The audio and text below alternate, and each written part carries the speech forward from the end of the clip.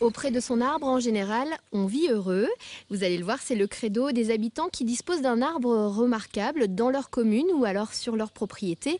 En Bourgogne, on en compte pas moins de 800 à découvrir.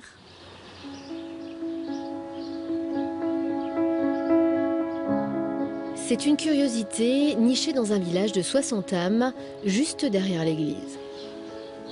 Le tilleul de Veilly a été vraisemblablement planté sous Henri IV pour honorer l'un de ses ministres, Sully, ou alors peut-être pour célébrer l'édit de Nantes qui mit fin aux guerres de religion.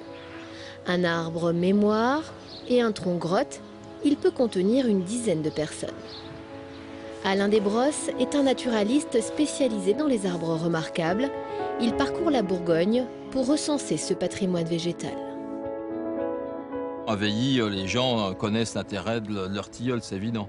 Mais il y a certains cas, une de mes dernières découvertes, un sorbier, donc ce qu'on appelle un cormier, le sorbier domestique dans l'arrière-côte de Pommard, où les gens simplement m'ont signalé un gros arbre sur la commune sans savoir où il était exactement, ni s'il existait encore. Et quand je suis allé voir cet arbre, donc c'était bien un cormier, c'est le plus gros de Bourgogne, le plus gros de France et un des 3 plus gros en Europe. Le tilleul de Veilly, lui, a vu grandir 12 générations. Les habitants y sont très attachés, c'est un peu le patriarche.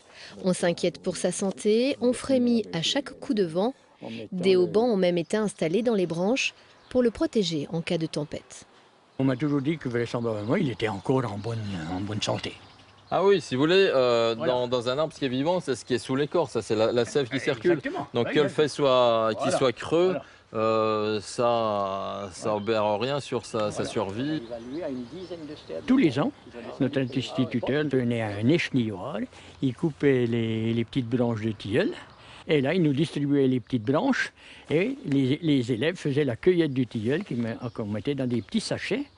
Et ensuite, on faisait le tour du village pour les vendre au profit de la coopérative scolaire dans toutes les familles. C'est un spécimen en tout point parfait.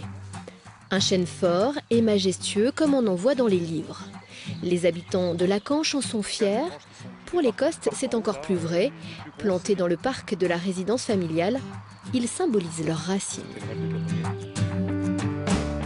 C'est une image qu'on a quand on pense la Canche, on pense chêne. Et à chaque fois qu'il y a un mariage ici, par exemple, les mariés vont se faire photographier au pied. Ou même on le dessine pour le mettre sur une carte d'invitation. Voilà, il est toujours présent dans les documents. La Canche a connu des difficultés et ce chêne représente un peu cette force, cette permanence, quelles que soient les difficultés. Le chêne a passé tous les vents, les intempéries, mais le chêne est là.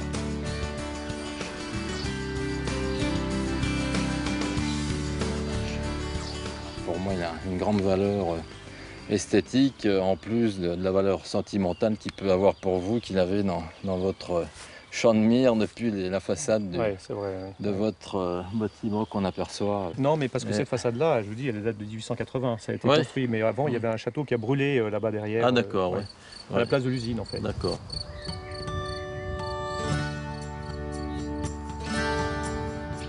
Le chêne de la Canche n'a pas livré tous ses secrets. Sa date de plantation reste un mystère.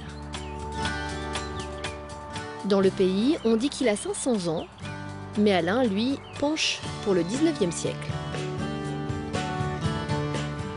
Et on a pris 20 cm en moins de 10 ans, donc il dépote là. L'arbre bornait alors sans doute un jardin à l'anglaise, un aménagement paysager très en vogue à l'époque. Il profite au maximum de la lumière pour fabriquer le plus de feuilles possible et justement de grossir le plus possible parce qu'il n'est pas concurrencé par d'éventuels voisins comme ça pourrait l'être en forêt.